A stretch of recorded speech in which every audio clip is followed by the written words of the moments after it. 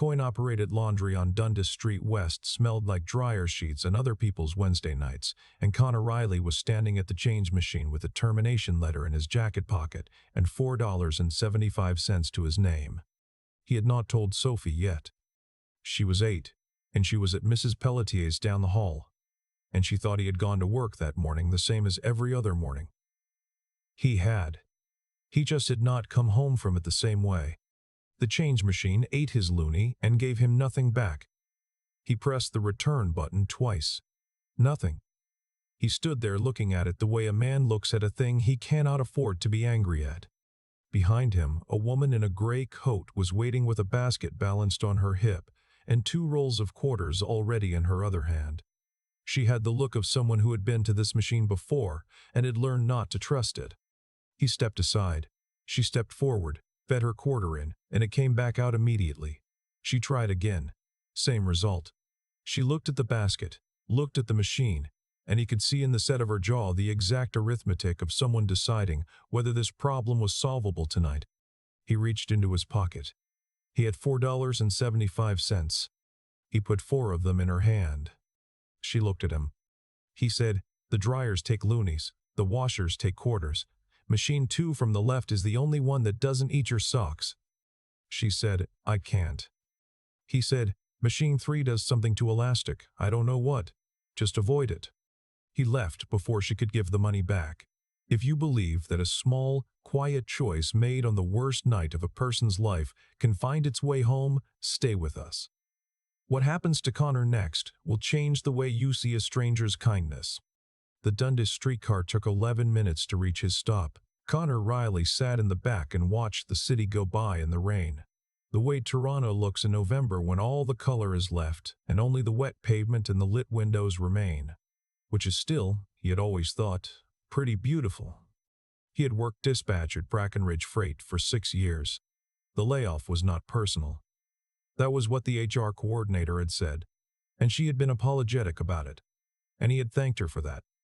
Which was maybe a strange thing to do, but which felt correct. 18 people in the Ontario regional hub. Cost restructuring. He had a daughter and no savings and a lease that renewed in February and a very specific talent for keeping those 2 facts from touching each other in his head at the same time. He got off at Roncesvalles and walked to 4 blocks home with his collar up. Mrs. Pelletier opened the door before he could knock. She had been a neighbor for 3 years and a person who noticed things for considerably longer. "She's in there with the coloring books," Mrs. Pelletier said. And then, quietly, "You okay, love?" "Yes," he said. "Thanks for watching her." Sophie was at the coffee table with a green crayon and the serious expression she reserved for decisions that mattered. She was 9 in January. She had her mother's eyes and her grandmother's stubbornness, and a laugh that still, after 4 years of it being the only laugh in the apartment, did something useful to the inside of his chest. "Hi, Daddy." "Hey, Soph. What are we coloring?" "A frog. But I made him purple. Ms. Antonacci said frogs can be any color in art." Ms. Antonacci is correct. He set his bag down, went to the bedroom, and sat on the edge of the bed for a moment in the dark. With the termination letter still folded in his pocket, from the kitchen, he could hear Sophie explaining to no one in particular why purple was actually more realistic, because frogs were already kind of unbelievable, so you might as well commit. He put the letter in the drawer of his nightstand under his passport and a parking ticket from 2021, and a photograph he had not looked at directly in 2 years. Claire at the cottage. August. Her hair still wet from the lake. She was looking at something off to the left of the frame and laughing at it, and he had taken the picture. And he did not remember what she had been laughing at, which was the part that still got him, the not remembering. He came back to the living room. "Dad." "Yeah." "Can we have waffles tomorrow? The ones with the little squares?" He went to the kitchen. In the freezer, half a box of waffles, a bag of peas, and a container of something he had frozen in September and was no longer certain about. In the fridge, milk, 3 eggs, a block of cheddar, and a jar of maple syrup from his mother in Sudbury. "Yeah," he said, "we can have the ones with the little squares." She nodded with the gravity of a person whose morning had been secured. They ate pasta for dinner from whatever was in the cupboard and watched 40 minutes of a nature documentary about migratory birds. She fell asleep on the couch before the geese reached Manitoba, and he carried her to bed, tucked the blanket up to her chin, and stood in the doorway for longer than was strictly necessary. After, he sat at the kitchen table with his laptop open and his phone face down and ran the numbers 4 different ways. The math was not good. It was not yet impossible. Those were different things, and he had learned to treat them as such. He kept thinking about the woman at the laundry. Not why he had given her the money. He knew why he had given her the money. He thought about the way she had looked at it in her hand, like she was trying to understand the terms of it. He knew that look. He had worn it himself at a hospital intake desk on a February morning, when a nurse had pressed a coffee into his hand without asking. And he had not known what to do with the kindness of it, where to put it, whether accepting it meant something about how bad things were. He supposed it had meant exactly that. He supposed he had known. He turned off the laptop. He did not sleep well. Renata Kessler drove herself home from the laundromat on Dundas Street West at 10:30 on a Wednesday night with 4 clean dress shirts hanging in the back of her Subaru and a question she could not set down. She had asked the clerk at the counter if he knew the man. The clerk said he came in sometimes, paid cash. Had a kid, he thought. Because of the small things that came through sometimes with the bigger things, the way you could tell. She had looked at the $4 in her hand for a long time before she put them in her pocket. She had not wanted to. She had put them there because giving them back would have made it about her, and it had not been about her. And she understood that. Renata ran the Ontario regional operations for Feral Transit Solutions, which was not a name that meant much to most people, but which meant a great deal to the 1,400 bus drivers and maintenance workers and depot staff whose pension contributions moved through her company's managed trust every quarter. She had been doing this job for 9 years. She was 41. She had learned, in 9 years, to read a room in about 4 seconds and a balance sheet in about 3. And she had learned also that those 2 skills were not as different as people assumed. She sat in the parking lot of her building for a few minutes after she turned the engine off. $4. Given by a man who looked like he had counted what was in his wallet before he handed it over. She had been at the laundromat because her building's machines were out again, and because she had 3 early morning meetings and needed the shirts. She did not often find herself in coin laundromats. She did not often find herself uncertain what to do with a thing. She was uncertain now, and she sat with that. On Thursday morning, she called her assistant, a careful and efficient person named Warren, and asked him to check something for her. The laundromat on Dundas West, she said. Dundas and Ossington, roughly. Whether they have security cameras on the exterior, and whether there's a way to ask nicely. Warren did not ask why. He called back in 40 minutes. There was a camera. The owner was a man named George, who Warren described as very willing to help once I explained you weren't a lawyer. She watched the clip in her office on her laptop with the door closed. 11 seconds.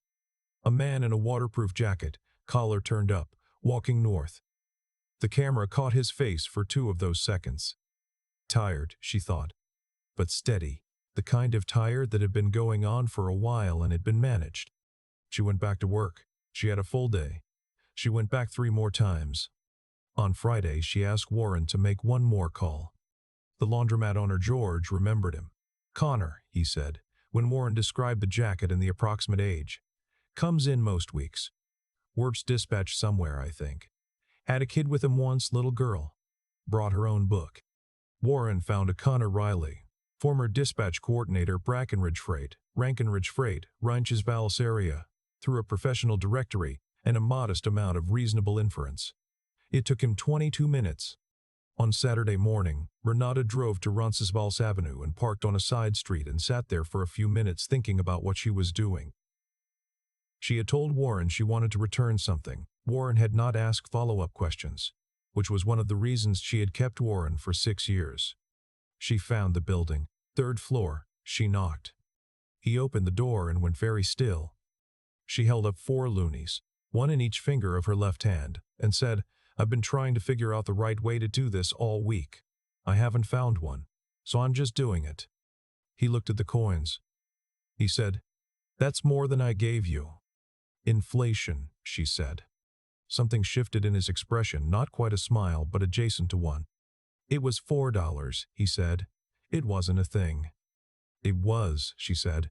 "You just didn't know it yet." She put the coins back in her coat pocket.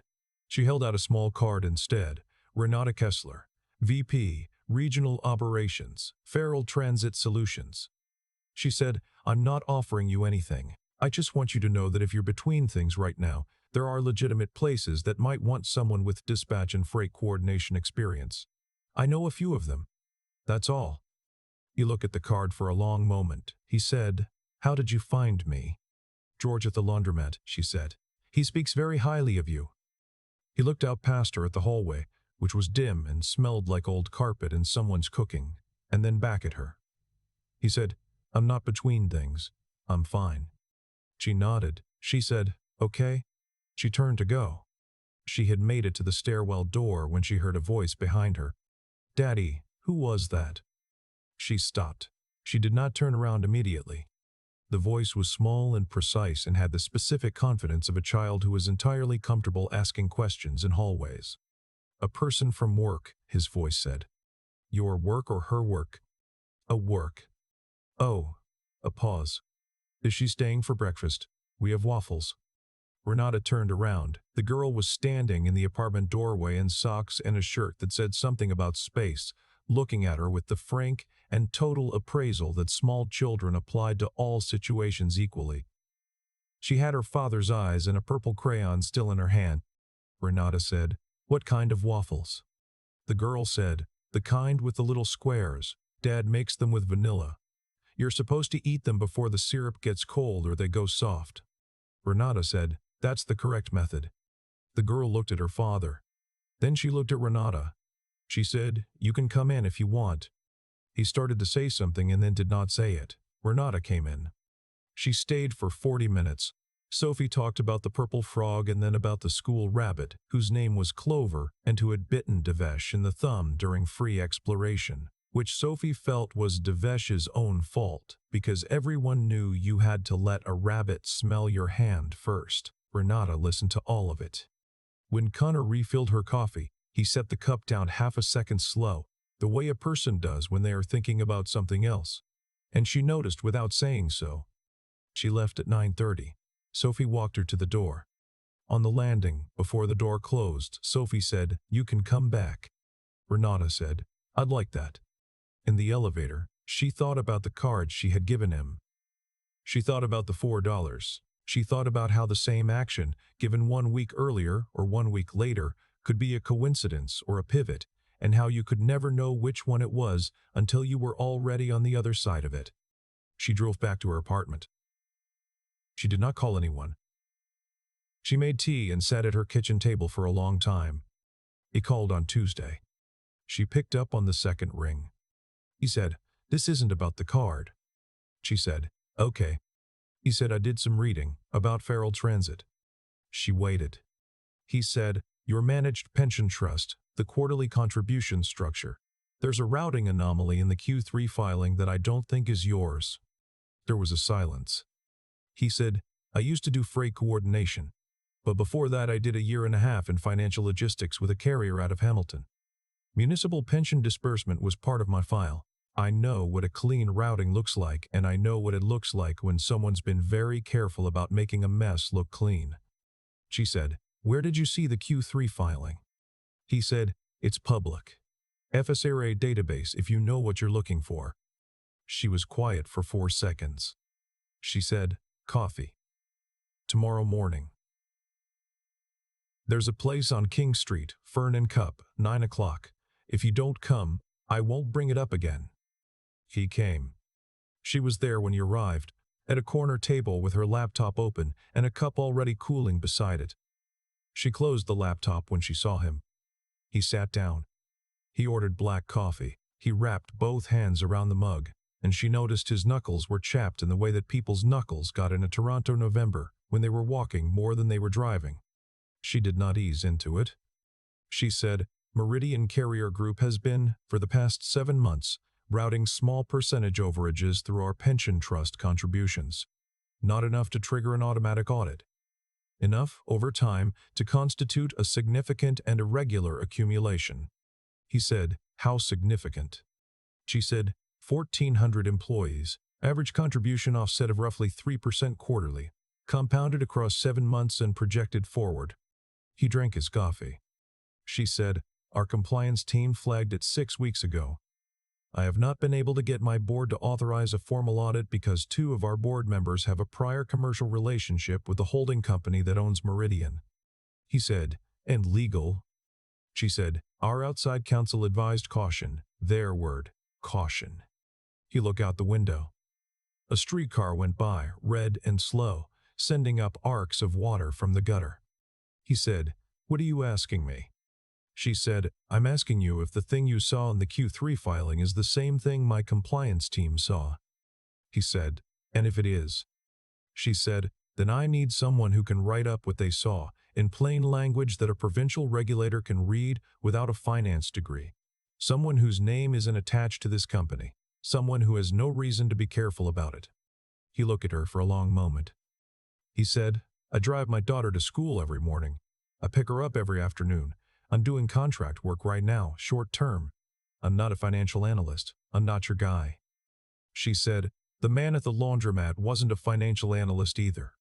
He was a man who looked at someone who needed $4 and gave them what he had." She stood up and pulled on her coat. "Those might be the same person, or they might not be. I'm not the one who knows." She put a 5 on the table. He looked at it. She said, "Coffee's on me. I owe you 4, technically." She walked out. He sat for a long time. The barista came by and he waved her off, and then felt bad about it and ordered a tea he did not drink. He drove Sophie to school at 8:15.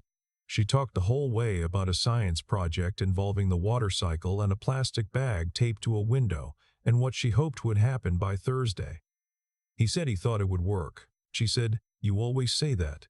He said, "I'm always right." She said, "Dad." He said, "Get out of the car, Sophie." She laughed. He sat in the school pickup zone for 11 minutes after she went in. That night, after she was asleep, he opened the FSRA database on his laptop. He spent 90 minutes reading. The shape of it came up the way these things do, first as a suspicion, then as a pattern, and then as something that had been there all along, waiting to be seen. The routing anomaly was not random. It was structured, small enough to look like data entry inconsistency, but replicated in exactly the same proportion across 14 consecutive contribution entries. That did not happen by accident. That happened because someone had written a formula and applied it, and had trusted that no one was looking at 14 freight logistics filings simultaneously from the outside. He had been, not because he had intended to, because he had worked in this world long enough to know where the numbers should line up. And because an unlined number had caught his eye the way a wrong word catches a reader's eye. Not because you were looking for it, but because some part of you already knew the shape of things being right. He thought about 1,400 people, bus drivers, depot workers, maintenance staff, people who had worked 30 years on early shifts in cold building yards in Hamilton and Barrie and Sudbury, some of them, maybe, from towns not far from where his father had worked. People whose retirement depended on a number adding up the way it was supposed to. He did not call her that night. He called her the next morning at 7:30. She picked up on the first ring. He said, "It's the same thing." She said quietly, "I know." He said, "I'll write it up. One document, plain language, I want my name on it." There was a pause on the other end. Then she said, "You understand that puts you in a position." He said, "I understand that 1,400 people are in a worse one." She did not answer immediately. He heard her exhale, not quite a sigh. Something steadier. She said, "Thank you, Connor." He said, "Don't thank me yet. Let me write it first." He wrote it over 4 evenings. After Sophie was asleep, at the kitchen table, in a way he had not worked in years, which was straight through and without notes. The way the shape of a thing sometimes comes out clearer when you stop trying to organize it and just say it. He used plain language. He used specific numbers. He made no accusations that the numbers themselves did not already make. On Thursday night, Sophie came out of her room at 10 o'clock in the bare pajamas she refused to give up despite having grown 2 inches since September, and found him at the laptop. She said, "What are you doing?" He said, "Work." She said, "Is it good work?" He thought about that. He said, "It might help some people." She sat on the arm of the couch beside him, which she was not technically supposed to do, and looked at the screen. She could not read the numbers. She looked at them anyway, with the seriousness she applied to things she did not understand but respected. She said, "Are you going to be okay?" He said, "Yes, I am." She said, "You seem like it." She slid off the arm of the couch. "Good night, Dad." He watched her go back to her room and stood there for a moment in the kitchen with the cursor blinking on the screen, and then he sat back down and finished the last paragraph. He sent it to Renata at 11:47 on a Friday night. She replied at 11:52. 4 words. "This is the one." The Ontario Financial Services Regulatory Authority received the formal submission on the following Monday. It was accompanied by a supporting letter from Feral Transit Solutions legal team, a separate letter from Renata Kessler in her capacity as VP of Regional Operations, and a 12-page plain-language analysis of the pension trust routing anomaly, authored by Connor Riley, former freight dispatch coordinator, contract logistics consultant, Roncesvalles, Toronto. He was home before Sophie's school bus reached the corner. 4 weeks later, on a Thursday afternoon in December, a formal investigative notice went out to Meridian Carrier Group from the FSARA. Renata was in a meeting when Warren slipped the notification across the table to her. She read it once. She did not let her face change. After the meeting, she called Connor. He was in the pickup line at Sophie's school. She said, "It worked."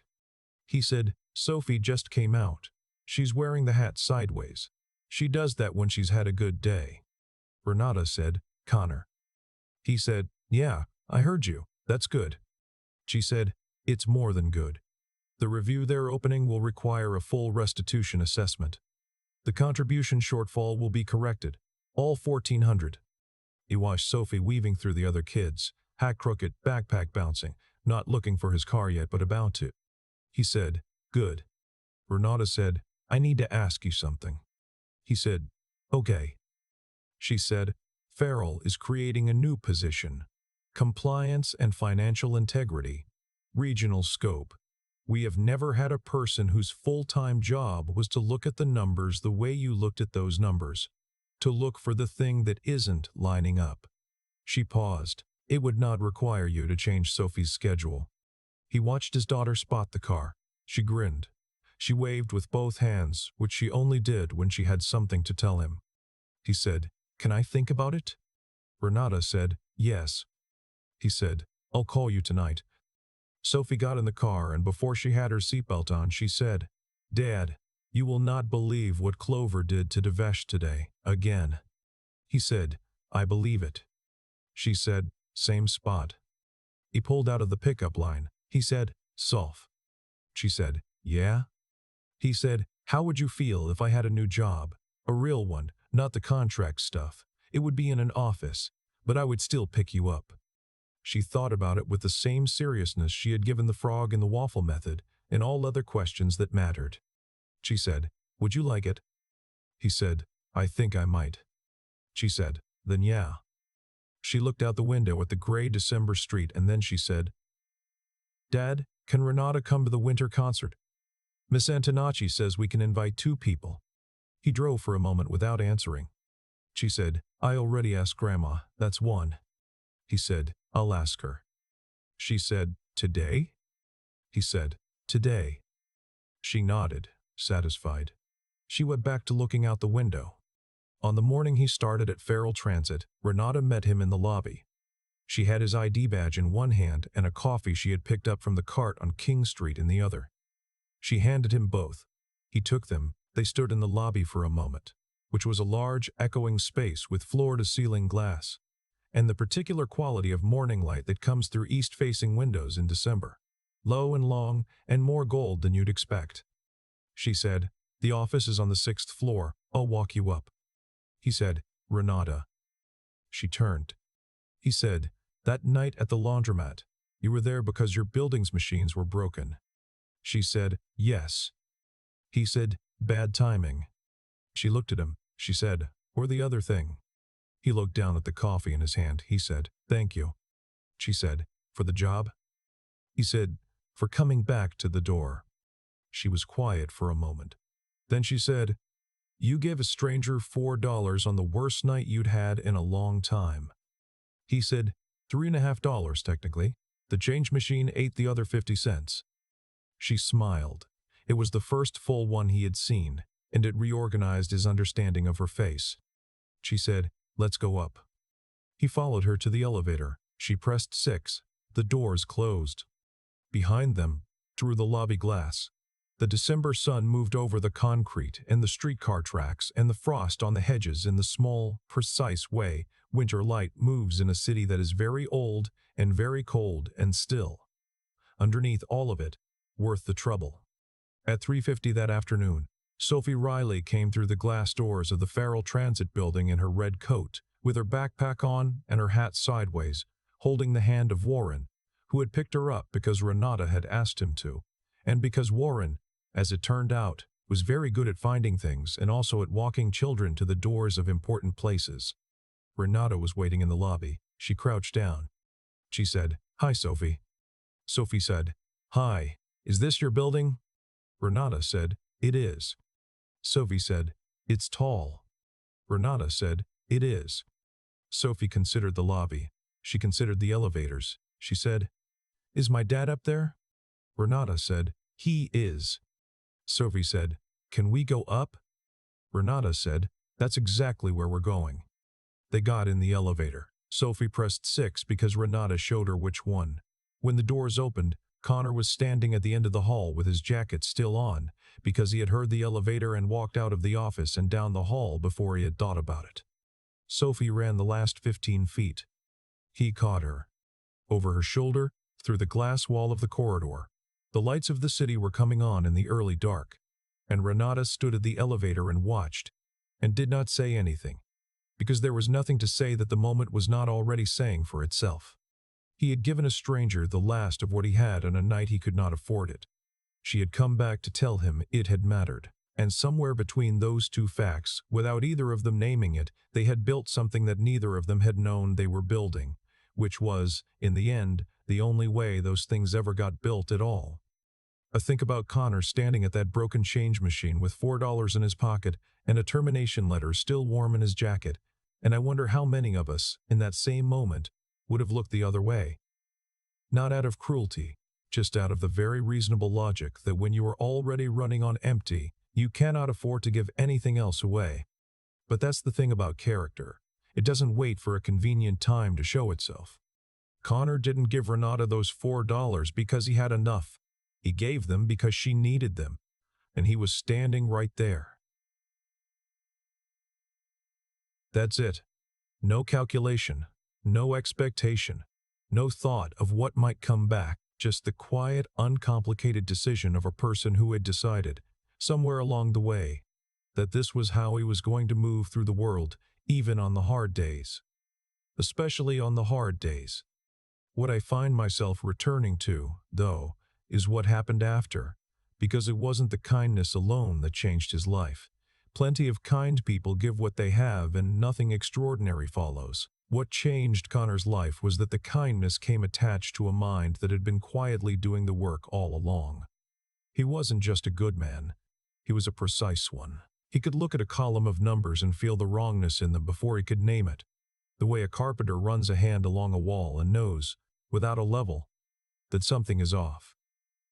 That kind of knowing doesn't come from luck. It comes from years of paying attention, from taking the work seriously even when the work was freight schedules at 6 in the morning, from never deciding that the details were someone else's problem. And then there's what he did with it. He could have sent the analysis to Renata anonymously. He could have protected himself, kept his name off it, stayed invisible. Instead he said, I want my name on it, not out of arrogance, out of the understanding that standing behind your work, especially when it costs you something, is the only way the work means anything at all. 1,400 people were depending on a number that someone had quietly been making wrong. Connor decided that mattered more than his comfort. That kind of steadiness, the willingness to stay in something difficult because the right outcome requires you to, is rarer than people think.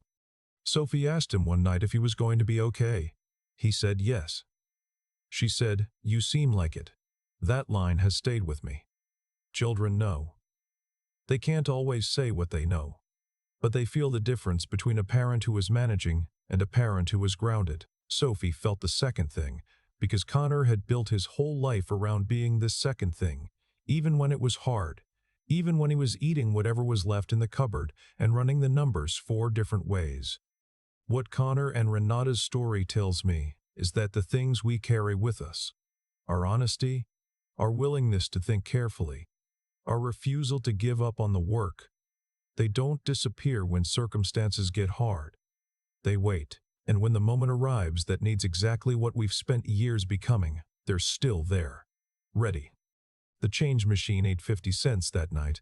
He gave away the rest anyway. That's the part I keep coming back to.